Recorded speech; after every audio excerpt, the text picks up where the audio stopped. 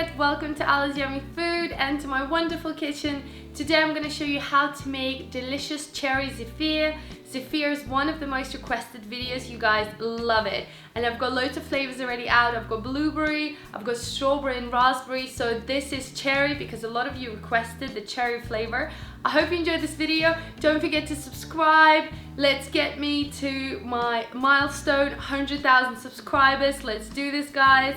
I hope you enjoyed this video, guys. Don't forget to click the notification bell as well, because if you don't click it, you don't actually get notified when I upload the new video. And it makes me really happy. So let's get started.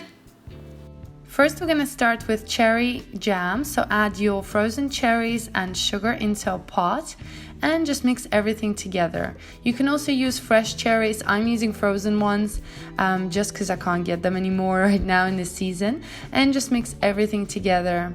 We're going to cook this for about 5 to 10 minutes until they become nice and soft. Then add your mixture into your blender and then blitz it until it is nice and smooth.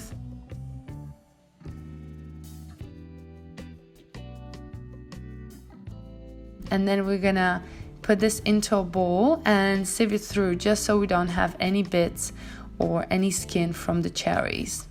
Once it's sifted through, we're gonna leave it to cool down completely. In a stand mixer, add your cherry puree and then add your egg yolk. And we're going to attach the whisk attachment and we're going to whisk this for a good 5 to 10 minutes.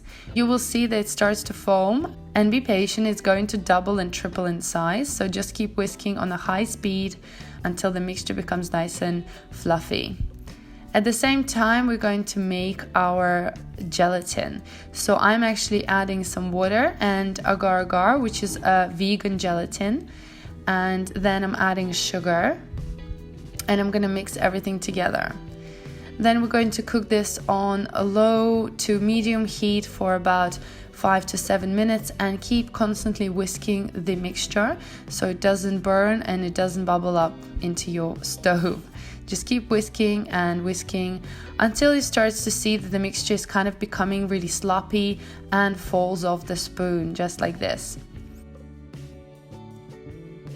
Then slowly add your whisked syrup into your cherry meringue and just add it really slowly and keep whisking on a high speed.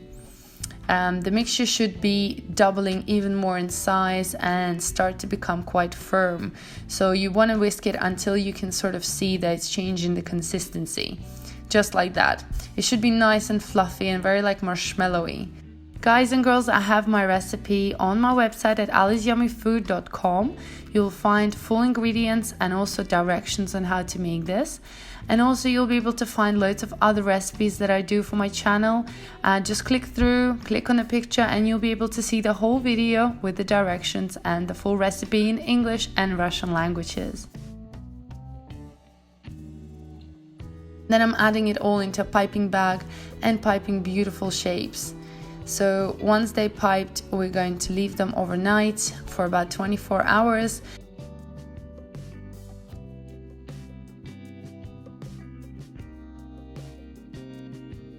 And then once they're done, the next morning, you want to take the two halves and glue them together just like that. And then dip them into the icing sugar, shake it off, and you'll be able to see the final product. They're really pretty. They're super delicious. The cherry flavor comes through quite strongly. And they're perfect as a present. You can put them into a pretty box like that and give them as gifts or make it for someone special. And of course, homemade is always better than the shop bought. I really hope you enjoy this recipe, guys. I have Zefir of different flavors, so make sure to check it out. And they're super gooey in the middle and kind of dry and crunchy outside.